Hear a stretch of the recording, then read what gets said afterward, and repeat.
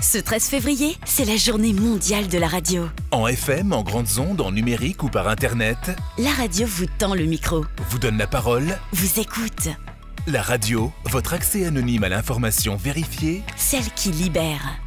Le 13 février. Fêtons ensemble la radio avec l'UNESCO.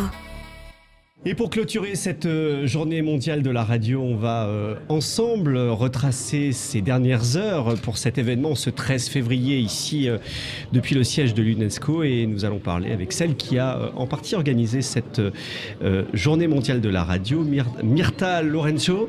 Vous êtes le chef du secteur de la communication et de l'information à l'UNESCO. Merci en tout cas de nous avoir accueillis. D'abord peut-être un bilan de cette journée qui mettait en avant trois thématiques, on le sait: tolérance, dialogue et paix. D'abord, est-ce que par les contenus, par les événements qui ont eu lieu ici, est-ce que vous pensez que le contrat a été rempli? Oui, je suis la chef de la section de développement des médias. Et oui, nous allons clôturer l'événement à Paris. Mais la journée mondiale, donc, elle continue dans d'autres pays. Pour ceux qui se réveillent notamment. Exactement. En Amérique du Sud, Amérique du Nord, etc. Exactement. Et là, on peut dire qu'on est très satisfait du point de vue international. On peut mesurer la célébration de la journée dans le sens que nous avons été entre les 10 tendances globales sur Twitter déjà à 9h30 du matin à Paris. Ça veut dire avant que l'Europe se branche sur la journée, avant que les Amériques ne sortent du lit.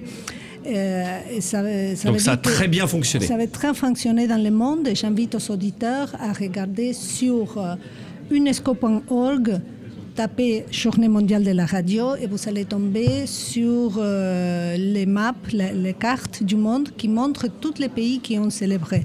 Nous avons, à ce moment qu'on parle, 328 événements dans le monde. Et c'est un chiffre qui change tout le temps, comme des fichiers qui rentrent dans une machine à fur et à mesure que les gens s'enregistrent. On a vu sur les réseaux sociaux beaucoup de radios, des très grandes, des petites. Oui. Beaucoup de personnalités de la radio ont relayé juste ça avec le hashtag Journée mondiale de la radio, World Radio Day, et les autres hashtags dans les autres langues. On voit que ça prend 8e édition, oui. Les gens commencent à vraiment célébrer ce jour-là. Hein. Oui, pour nous le défi, c'est qu'il soit internationalement fêté, qu'il soit fêté dans tous les pays du monde si possible. Ensuite, pour ce qui est l'événement en France, à Paris, parce qu'il y a d'autres événements en dehors de l'UNESCO, les sièges à Paris. Et on est très contents, on a eu énormément de public. On a offert ces ateliers gratuits de 10 minutes sur comment écrire pour la radio, comment créer une radio web, etc. Comment mixer un podcast, etc. Parce que la radio, c'est aussi le podcast. Ça donne, on en parlait tout à l'heure avec plusieurs de nos invités, le podcast permet un nouveau mode d'expression qui est beaucoup plus agile encore que la diffusion radio. Donc ça promet de beaux jours autour de la radio. Ça a donné à la radio un caractère, une pérennité qu'elle n'avait pas avant. Avant, elle était plus éphémère. Maintenant, vous écoutez les podcasts, donc l'émission que vous n'avez pas pu capter ou que vous avez raté pour une question d'horaire. Et avec des créations originales, ce qu'on appelle le podcast natif. D'ailleurs, il y a une journée internationale du podcast, c'est le 30 septembre, je crois.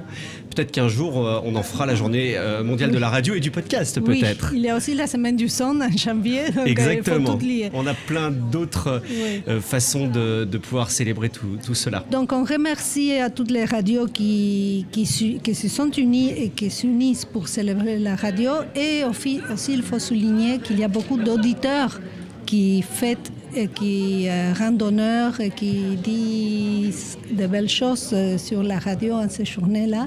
Et c'est ça qui est aussi intéressant. Ce n'est pas que la radio, aussi les auditeurs. On aime la radio. On aime la radio. Avant de déclarer la flamme à votre chéri demain, que c'est le 14 février, il faut déclarer la flamme à la radio. Et on vous donne rendez-vous donc 13 février 2020 pour continuer de célébrer la radio. Avec la 9e édition sous l'égide de l'UNESCO. On vous remercie de nous avoir accueillis pour cette passionnante journée. Vive la radio, on aime la radio, we love radio, on peut dire. Alors je ne sais pas si on peut le dire en espagnol aussi. Viva la radio. Merci à tous et très bonne journée et très bonne soirée à tous. Ce 13 février, c'est la journée mondiale de la radio. En FM, en grandes ondes, en numérique ou par Internet, la radio vous tend le micro, vous donne la parole, vous écoute. La radio, votre accès anonyme à l'information vérifiée, celle qui libère. Le 13 février, fêtons ensemble la radio avec l'UNESCO.